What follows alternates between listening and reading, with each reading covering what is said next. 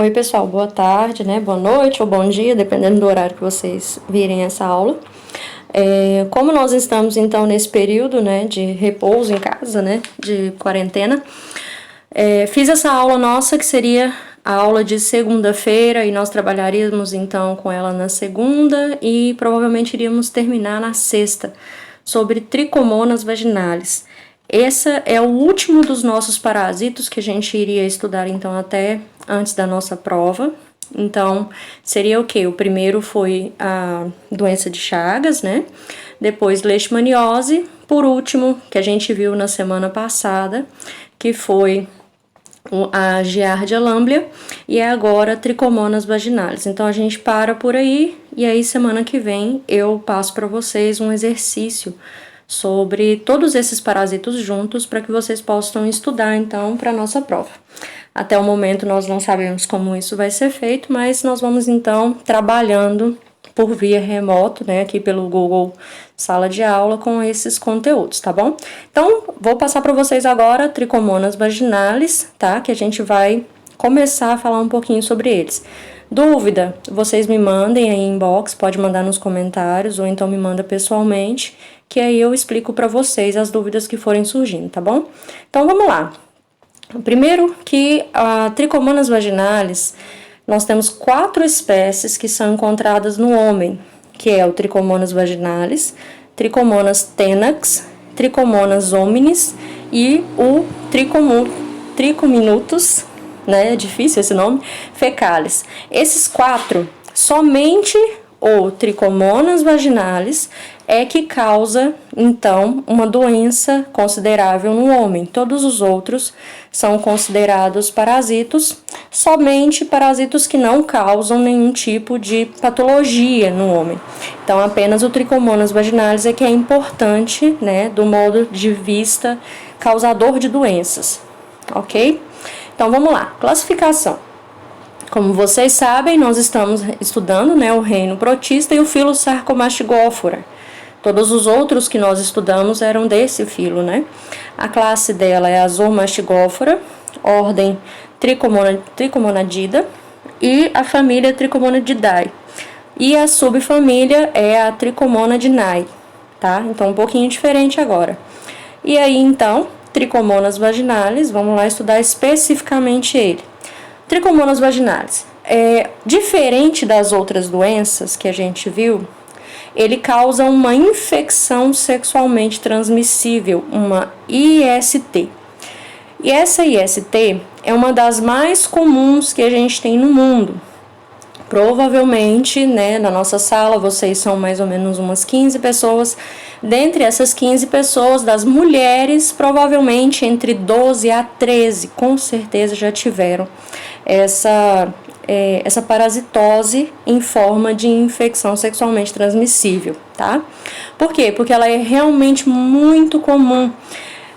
Uma forma como as pessoas conhecem essa parasitose, de uma forma muito vulgar, é a chamada vaginose, que causa o quê? Vai causar, então, um prurido, né, que é a coceira, uma sensação de ardor na região genital, uma região genital mais avermelhada, e tudo isso é causado principalmente pelo tricomonas vaginales, ok? A OMS, isso agora no ano de 2017, tem uma estimativa de mais ou menos 170 milhões, né, de casos no ano.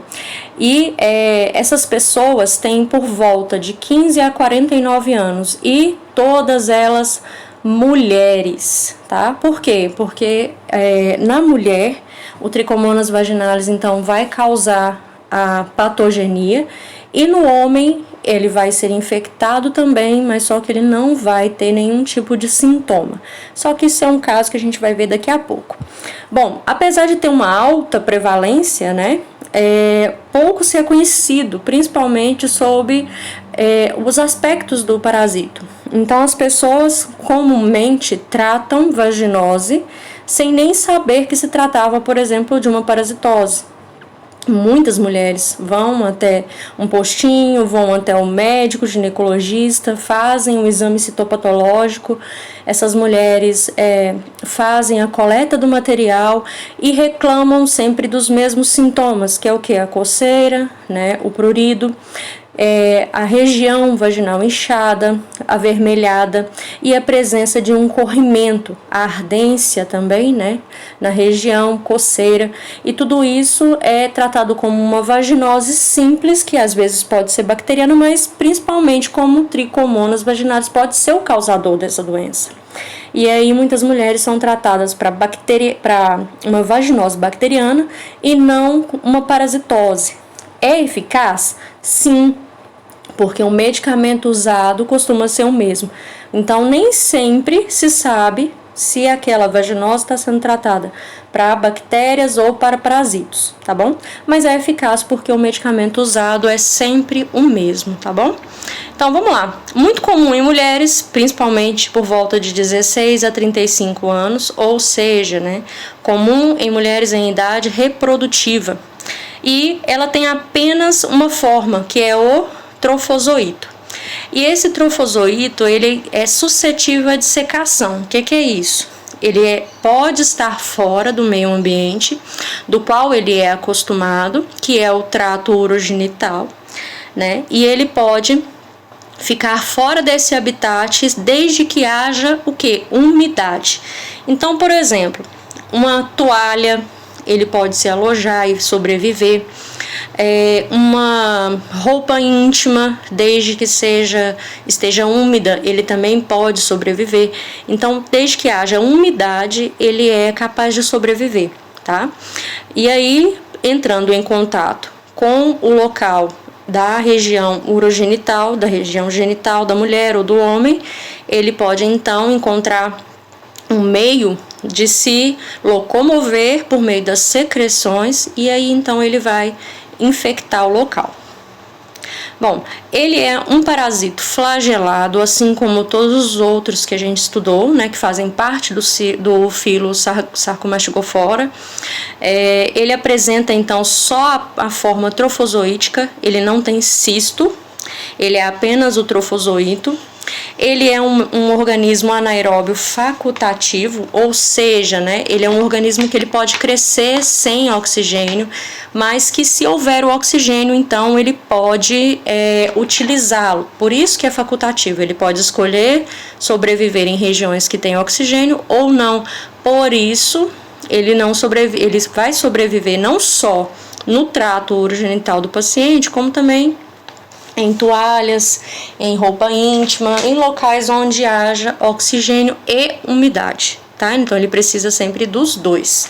Ele vai também se reproduzir por divisão binária longitudinal, que é aquele tipo de divisão que a gente tem visto que também é característico do filo, né?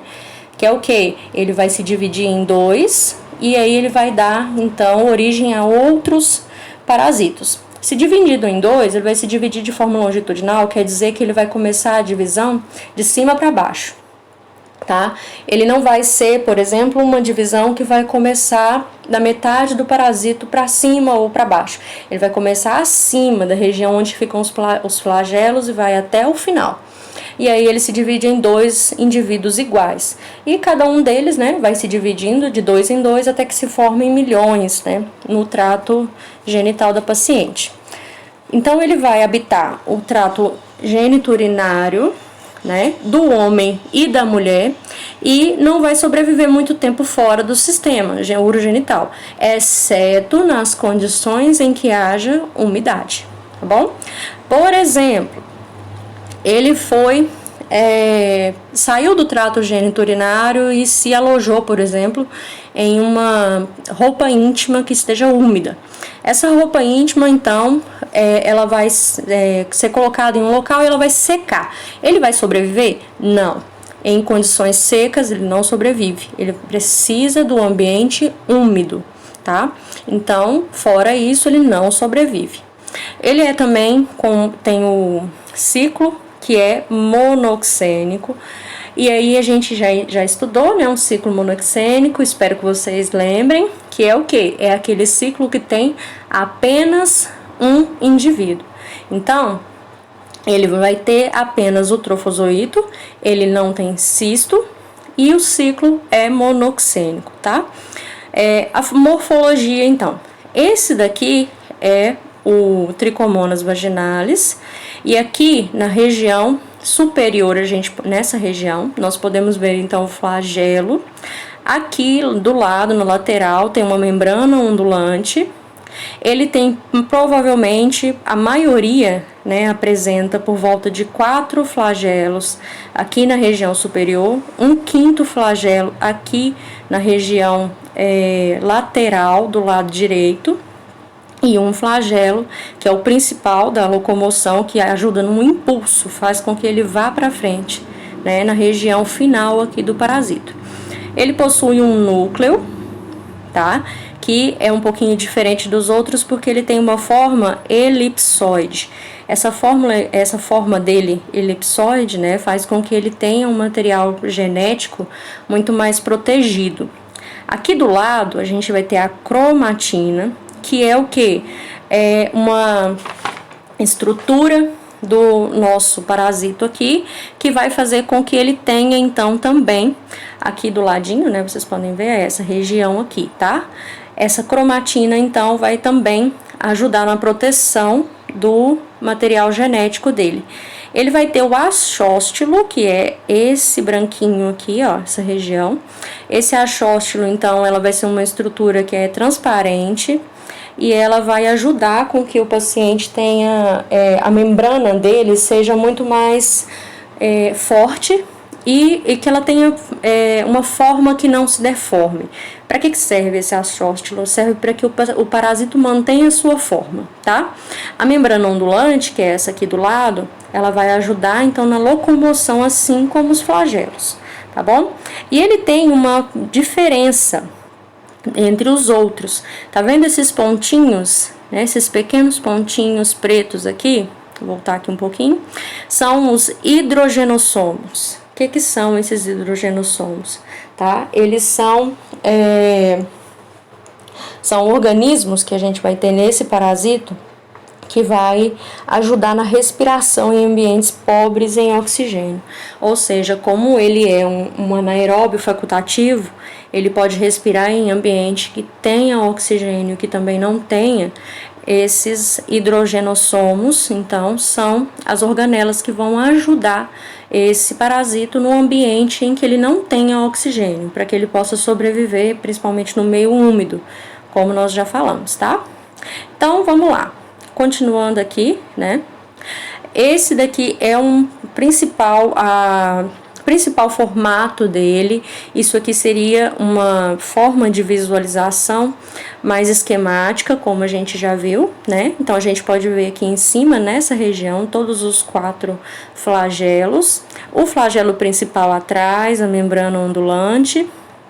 Aqui, nessa imagem, a gente consegue ver eles já corados pelo azul de metila. Aqui nessa imagem a gente vê então a presença desses parasitos em uma secreção vaginal. Isso aqui é daquela forma como eu já expliquei para vocês, né? Se faz a coleta da secreção vaginal por meio de um suave. Suave é aquele material que parece muito com um cotonete grande, né? E esse suave é passado então nas paredes da vagina e aí ele é colocado numa lâmina. Se vem com uma lamínula por cima, que é aquela de plástico, e aí se observa dessa forma no microscópio. E aí o que a gente pode observar nessa imagem é a presença em grande número, né, de todos os trofozoítos. E aí, esses trofozoítos, por exemplo, esse daqui, ó, a gente consegue ver eles bem claramente, né? Olha só, mais essa quantidade aqui. E aí a gente consegue observar a presença desses trofozoítos de uma forma aglomerada, como vocês estão vendo nesse cantinho aqui, e também de uma forma esparsa, tá vendo aqui, ó, as regiões onde que nós temos uma aglomeração e uma esparsidade. Que é isso? Isso se deve principalmente à mobilidade, né? Pensando que é um parasito que possui 4 flagelos. E esses 4 flagelos, mais o flagelo principal que fica aqui no final, fazem com que ele tenha grande mobilidade. E essa grande mobilidade, né, principalmente no fluido vaginal, né, nas paredes da vagina do paciente, faz com que ela tenha muita coceira, tá? Por mais microscópico que seja, isso traz então para a paciente um incômodo muito grande. Nessa aqui, a gente consegue ver também todos os trofozoítos, também eles estão corados com azodimetila. E a gente pode ver principalmente um aqui, ó, que tá bem visível, né? E aqui nesse caso também é de uma secreção vaginal. Só que essa secreção foi tratada, tá? Aqui nessa imagem, vou voltar aqui um pouquinho, nessa imagem, né? Não é uma imagem esquemática, também é uma imagem retirada de um microscópio, e a gente consegue ver perfeitamente, olha só, os flagelos, a membrana ondulante aqui no meio e o núcleo, tá? Então ele é um parasito que é bastante fácil de se observar ao microscópio, porque por mais que eles sejam todos minúsculos, né, o tamanho dele é relativamente maior do que os outros, tá?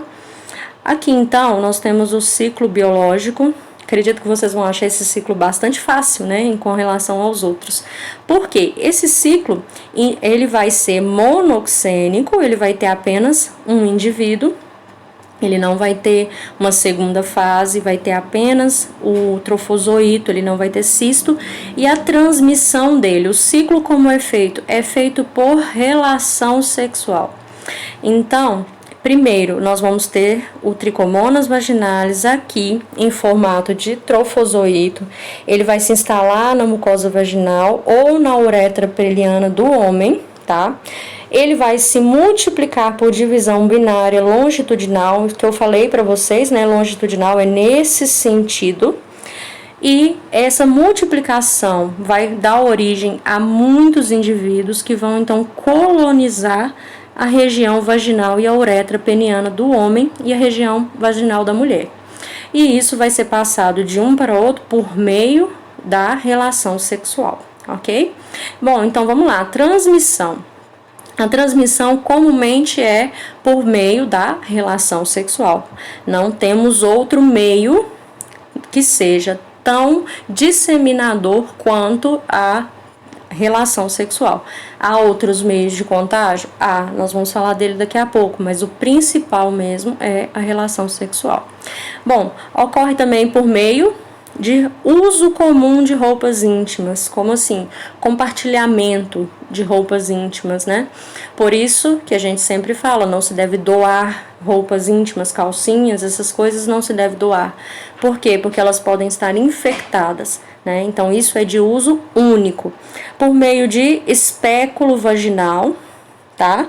Que é o quê? Esse aqui, ó, para vocês verem, um espéculo vaginal é esse aparelho aqui, que é usado quando se vai fazer o exame de colpocitoscopia, que é aquele exame, né, que a gente comumente chama de preventivo. Esse daqui que eu coloquei para vocês verem é um espéculo que ele é de metal. Nós não utilizamos mais, justamente por essa fonte de contaminação que ele pode ser. Então, os espéculos hoje em dia são feitos todos de plástico e assim que são usados a gente joga fora, isso não é reutilizado, tá? Mas, se acaso for reutilizado, ele pode ser sim uma forma de contamínio, né, do nosso paciente, uma forma de infecção do nosso paciente por meio da presença, então, dos tricomonas nesse espéculo, tá? Por mais que seja esterilizado, lavado, a reutilização ela não é recomendada. Bom, além disso, a gente também tem como forma de transmissão o uso comum, né, de água para asseio íntimo, que é isso aqui. O que seria esse asseio íntimo? Aqueles banhos de assento. Eu sei que a maioria de nós não vamos fazer o compartilhamento da mesma água, mas às vezes é feito o compartilhamento da mesma vasilha, da mesma bacia, do mesmo local. E por isso não se deve fazer esse tipo de compartilhamento, né? Fez então um banho de assento, que é recomendado para melhora dos sintomas também. Se deve então higienizar a vasilha, o local onde foi feito, e não se deve compartilhar com outra pessoa. Por quê? Porque pode ter a presença então, né, de tricomonas nesse objeto.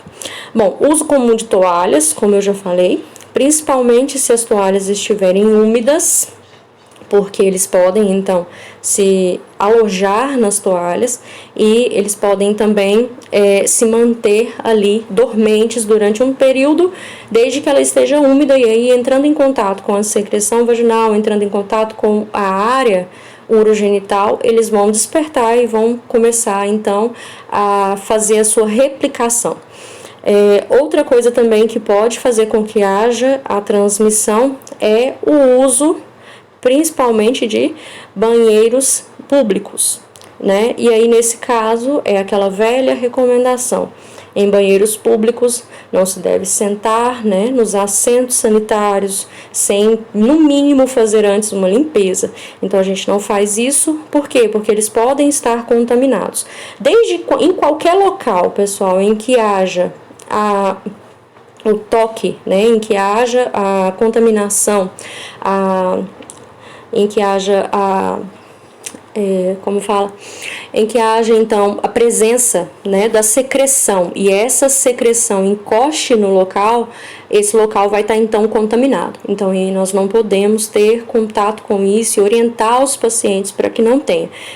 Então, forma principal de prevenção é o quê? Não fazer o uso de roupa íntima de outra pessoa, não compartilhar isso, usar banheiros públicos apenas quando estiverem higienizados, ou então usar um papel higiênico para sentar por cima, e evitar a transmissão sexual, que nós vamos falar mais para frente como se faz essa forma de prevenção, tá?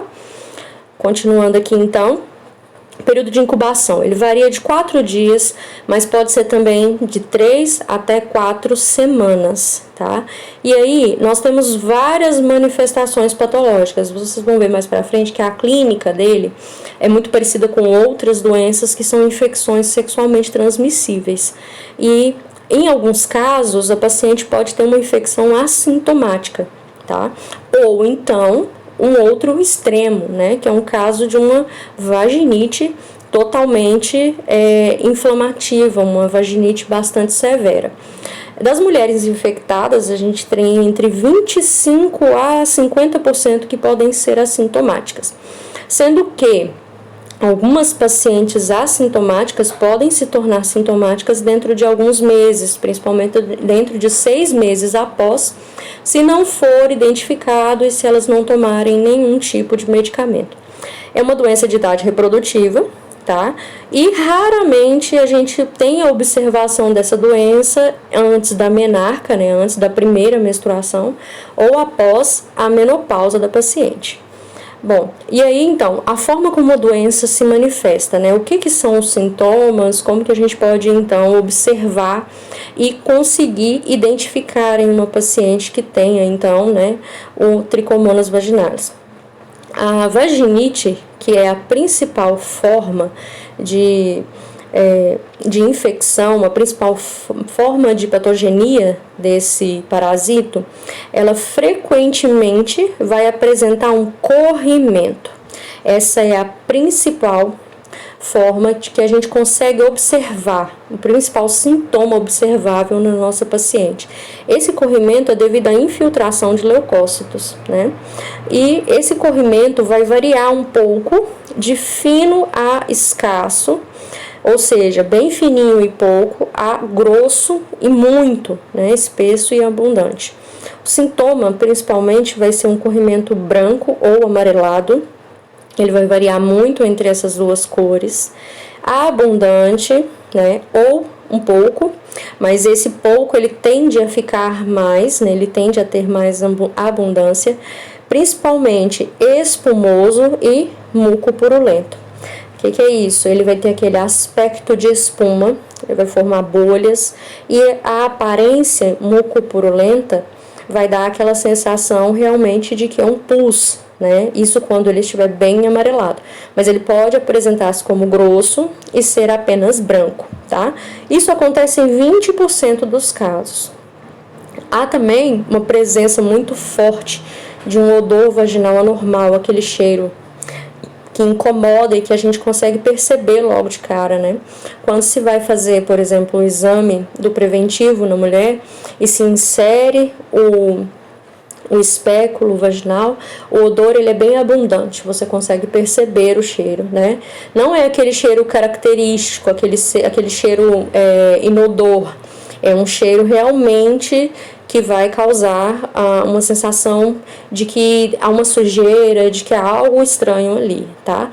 Também acompanha o prurido vulvar. O que é isso? É a coceira na região da vulva. Aí já não é na região interna da vagina da mulher, é na região externa. E aí também pode acontecer que a vagina e a cérvix, ou seja, a vagina e a região perto do colo do útero, perto da entrada da vagina, ela vai estar então edemaciada, vai estar uma área edematosa e eritematosa. O que é isso? Ela vai estar inchada e avermelhada, com presença de eritema, tá? Pode ter erosão, ou seja, algumas áreas podem estar com pequenas lesões, e também vai ter pontos hemorrágicos na parede cervical, ou seja, esses pontos hemorrágicos, conhecidos como colpites maculares, eles vão dar a cérvix, ou seja, toda a região genital da paciente vai dar um aspecto de morango. O que seria isso? Pequenas manchas vermelhas, tá? Tem uma fotinha aqui, ó, para vocês verem, que é esse daqui, tá? Vai estar dessa forma que vocês podem, então, um dia chegar a observar em uma paciente. Embora isso seja muito específico, vendo esse tipo de colpites maculares, vocês já podem pensar em tricomonas, é um pouco raro, somente 2 a 5% das pessoas vão ter essa apresentação. Muito comum mulheres terem dor abdominal, tá? Por meio da infecção, e essa dor abdominal pode então indicar que a doença trouxe uma infecção do trato urogenital superior, tá? E isso é um sinal de alerta.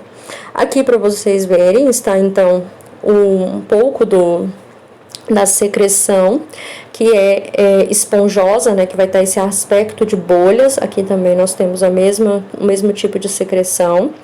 Nessa imagem a gente pode ver o edema, voltando aqui um pouquinho, aqui também o edema é visível, e a secreção. Nessa imagem a secreção tá bem branquinha e aqui ela já é um pouco amarelada, né?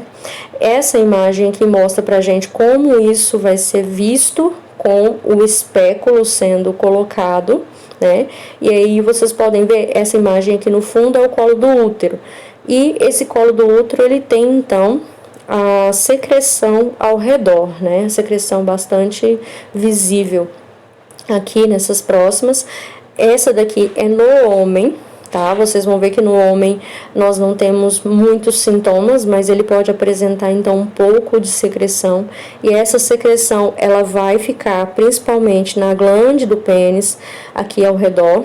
Aqui nós temos uma vulva já totalmente edemaciada, tá? E com os pontinhos, ó, né? Já bem avermelhados ao redor. Aqui a secreção espumosa, bolhosa. E aqui nós temos também mais uma foto de um pênis voltando aqui, com a secreção ao redor da glande, tá? Bom, no homem, então, né? É diferente da mulher, o homem não vai ter sintomas, a maioria deles vão ter uma infecção autolimitada. O que é isso? Ele vai ter a infecção, mas ela não vai causar sintomas, a maioria. Mas eles podem, então, se infectar pelo contato com a parceira sexual infectada, e neles a gente pode ter 3 grupos principais. Um grupo assintomático, no qual a gente não vai ter nenhum sintoma, mas ele vai ter o parasito e ele vai ser capaz de transmitir esse parasito. O estado agudo, que é onde o paciente vai ter então uma inflamação na uretra, que é essa uretrite purulenta, que causa então a secreção, como a gente vê aqui nessa imagem. E aqui então, ele pode ter também uma doença assintomática leve, que pode ser passada despercebida, porque pode ser então diagnosticada como qualquer outra doença, porque ela é muito parecida com outras doenças, né? No estado assintomático, vai ter então um pouco de corrimento, pode acontecer de ter disúria, dor para urinar, prurido, que é a coceira, uma ulceração peniana, né, igual nós vemos nessa foto aqui, ó, onde tem algumas pequenas lesões. Pode ser confundido com herpes também, tá? Por causa da lesão, mas não, nesse caso não é, porque tem a presença da secreção. O paciente também pode ter uma sensação de queimação logo depois da relação sexual. Isso também a mulher pode acabar sentindo esses sintomas, tá? E aí, nesse caso, principalmente quando sintomática, pode ter complicações raras. E essas complicações podem ser principalmente a epididimite, que é a infecção, né, a inflamação do epidídimo, que é aquela meio de transporte do esperma, né, que traz ali o esperma da região da próstata até a glândula do pênis na ejaculação. Pode causar infertilidade, principalmente se não tratado e se a infecção durar muito tempo, e prostatite, que é a inflamação da próstata, tá? Como que se faz o diagnóstico? O diagnóstico é principalmente clínico, onde a gente vai observar então os sintomas do paciente, né? Observação principalmente de quê? Principalmente da coceira, que é o prurido, da edemaciação do local, ou seja, o local estar inchado, né? No caso da região estar avermelhada, e também da secreção. Esses são os principais sinais clínicos que a gente vai observar. Pode ser feito também uma anamnese, principalmente da epidemiologia, e antecedentes, principalmente da vida sexual do nosso paciente. O exame laboratorial parasitológico pode ser feito no homem por meio, né, do sedimento urinário, ou seja, se faz a coleta da urina no frasco. Esse frasco de urina ele vai ser passado então para um tubo de ensaio. Esse tubo de ensaio vai ser centrifugado e vai sofrer então uma quebra dos componentes. Então a gente vai ter um sedimento no fundo, ou que é nada mais nada menos que depósitos mesmo, né? Vão ser a parte dissoluto da urina desse nosso paciente. Então aí se faz essa separação, esse soluto é colocado numa lâmina, e aí se observa a presença ou não dos trofozoítos. Pode ser feito também um parasitológico do esperma, a análise do esperma, também na lâmina, e o líquido uretral ou prostático. Esse já precisa de uma punção um pouco mais detalhada. Na mulher, o principal é o parasitológico da secreção vaginal. Como eu falei para vocês, a gente utiliza então um suave, que parece um cotonete, né? E ele é passado em toda a região interior da vagina e bem próximo, né, do colo do útero. Se coleta, então, essa secreção, ela é disposta na lâmina e essa lâmina é observada no microscópio, igual vocês estão vendo aqui, né? E nesse caso, essa lâmina vai ser observada com uma objetiva de 10 a 40, que é o quê? É a lâmpada, né, do nosso microscópio.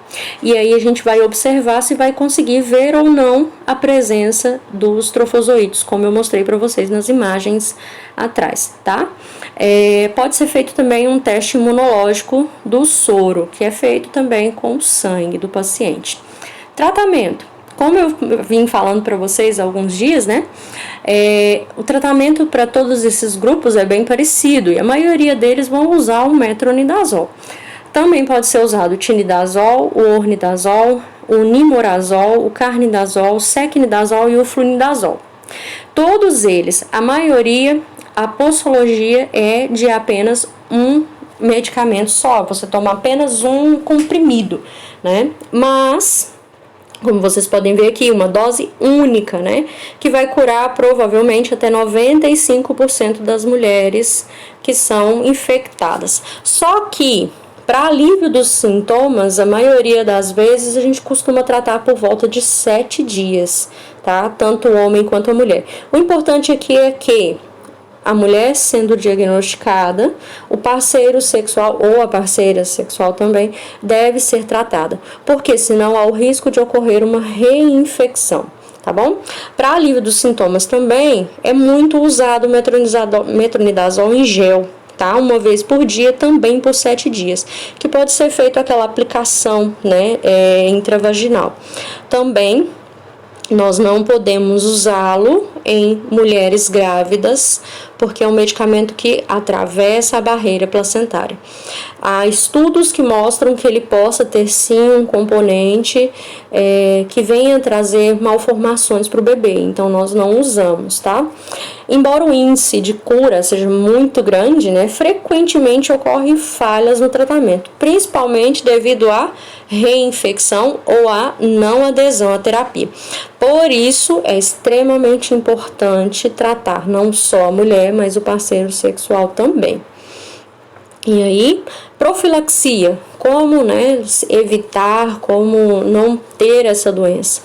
Principal meio de contágio dela é por via sexual, então o controle é o mesmo que a gente faz para as medidas tomadas, né, no combate às infecções sexualmente transmissíveis. Então, todas as vezes que a gente faz uma entrevista com um paciente que tenha suspeita de uma IST, a gente sempre coleta dados sobre o último contato sexual, o número de parceiros, hábitos, as preferências sexuais, o uso recente de antibióticos, né? Porque antibióticos podem tornar o paciente um pouco mais suscetível a essas infecções, o tipo de método anticoncepcional que o paciente utiliza e a história pregressa desse tipo de doença, ou seja, se ele já teve algum tipo de infecção que seja parecida ou não. Também, né, a gente tem que lembrar e alertar o paciente que uma vez que ele tenha uma IST, ele tem um fator de risco para obter outra ISTs. Tem alguns estudos, pessoal, que fala, por exemplo, que o tricomonas vaginalis, ele pode induzir o paciente a ter uma suscetibilidade muito maior em adquirir o vírus do HIV, né, porque ele vai fazer uma alteração muito grande da região genital, tanto para o homem quanto para a mulher, porque ele vai alterar principalmente o pH. E isso faz com que o paciente fique mais suscetível a ter outras infecções sexualmente transmissíveis, principalmente o HIV. Por quê? Porque ele pode causar também pequenas lesões, e essas pequenas lesões, né, podem ser porta de entrada aí para o vírus HIV. A gente sempre faz orientações para os pacientes com relação à prática de sexo seguro, e isso inclui, né, escolhas sexuais apropriadas, uso de preservativos, abstinência dos contatos, né, sexuais de pessoas que estejam infectadas. No período em que se está no tratamento, não é recomendado que haja relação sexual. Limitação também dessas complicações através do tratamento. Se o tratamento é para ser feito durante 7 dias, é muito importante que se faça o uso do medicamento durante os 7 dias. Os sintomas vão desaparecer logo no início, mas o tratamento tem que ser continuado, né, até o final. O tratamento do casal também é muito importante, e isso deve incluir o parceiro nessas consultas, principalmente nessa orientação, porque não adianta tratar apenas um, né? Os dois precisam ser tratados, e mesmo que o parceiro seja assintomático, se um dos dois foi diagnosticado, é necessário sim passar pelo tratamento. E isso é a escolha, né, que for feita, se vai ser o tratamento de apenas uma dose, né, dose única, ou se será então o tratamento de 7 dias. Tá? E aí, então, ficam aqui as referências. Esse artigo aqui, muito interessante, tá? Se vocês quiserem ter a oportunidade de entrar e dar uma olhada, tá aqui o link para vocês usarem. É só copiar e jogar no Google, vocês vão conseguir observar, conseguir ter acesso. E é isso, pessoal. A tricomonas vaginalis, ela é principalmente, então, uma infecção sexualmente transmissível causada por um protozoário, né? Na verdade, um parasita, e esse parasita ele vai ser transmitido por meio da relação sexual. Os principais sintomas são o corrimento, o prurido, a edemaciação da região genital e a vermelhidão no local, né? O paciente também vai ter como sintoma coceira, a ardência, e quando for diagnosticado, a gente faz o tratamento principalmente com o metronidazol em dose única ou em 7 dias. E o principal é fazer o tratamento tanto do paciente quanto do parceiro sexual, tá bom? As orientações para os pacientes são as mesmas que a gente utiliza em tratamentos e prevenção de infecções sexualmente transmissíveis, ok? Pessoal, é isso. Qualquer dúvida, deixem aí nos comentários ou então me mandem que eu respondo para vocês, tá bom? Mais pra frente um pouquinho eu vou mandar uns exercícios para vocês fazerem, mas de uma forma geral, com todos os parasitos que a gente estudou até agora, tá bom? Não esquece de deixar a presença aí na região embaixo, onde vocês adicionam um comentário, tá bom? Deixem a presença aí pra mim e até semana que vem.